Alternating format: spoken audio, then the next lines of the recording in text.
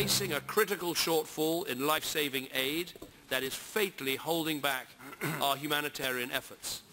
And after years of conflict, we are witnessing a desperate movement of humanity as hundreds of thousands of Syrians fear they have no alternative than to put their lives in the hands of evil people smugglers in search of a future. Meanwhile, Syria's neighbors are struggling under the strain of hosting huge numbers of refugees and trying to maintain services and create jobs for their own people. Now, of course, as we all know, the long-term solution to the crisis in Syria can only be reached with a political transition to a new government that meets the needs of all its people. And we must continue to work towards that, however difficult it may be. But while we pursue a solution to this horrific conflict, we can also take vital steps now which will make a real difference to people's lives, both today and long into the future.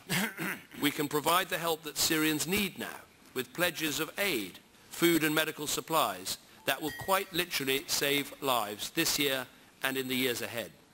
We can provide refugees with the opportunities and skills they need to make a life for themselves and their families in the host communities, giving them a viable alternative to remain in the region and equipping them for the day they can eventually return home to rebuild their country. And critically, we can support those host countries and communities which are showing such enormous generosity in providing refuge to Syrians with no choice but to flee destruction. But before we turn to the steps we can take together, let's just take a moment to remind ourselves just what 5 years of conflict has meant for Syria and for the millions of people who are suffering as a result.